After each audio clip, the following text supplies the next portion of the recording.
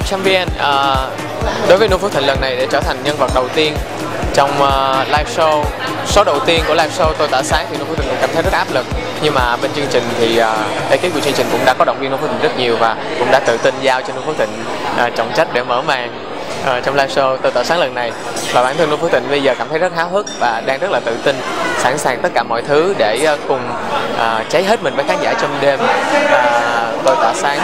Và tất cả mọi người hãy cùng chờ đón Noo Phước Thịnh thật tỏa sáng trong chương trình Tôi Tỏa Sáng lần này.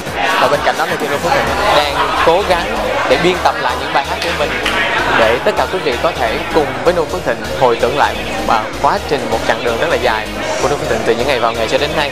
Bên cạnh đó thì cũng sẽ có những bài hát rất là mới để có thêm nhiều màu sắc để tặng cho tất cả quý vị khán giả. Hãy cùng chờ đón Noo Phước Thịnh trong Tôi Tỏa Sáng nhé.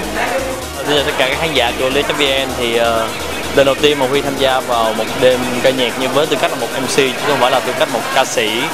Và cảm giác đầu tiên thì phải nói đến là rất là hồi hộp, bởi vì khi mà đứng sân khấu với tư cách là một ca sĩ thì cái việc mình phải làm là cống hiến những bài hát hay và những giai điệu hay cho khán giả thôi.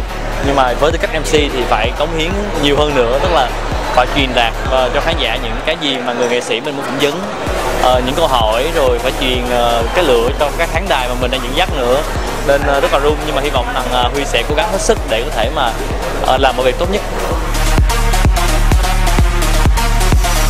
Now we gonna get down.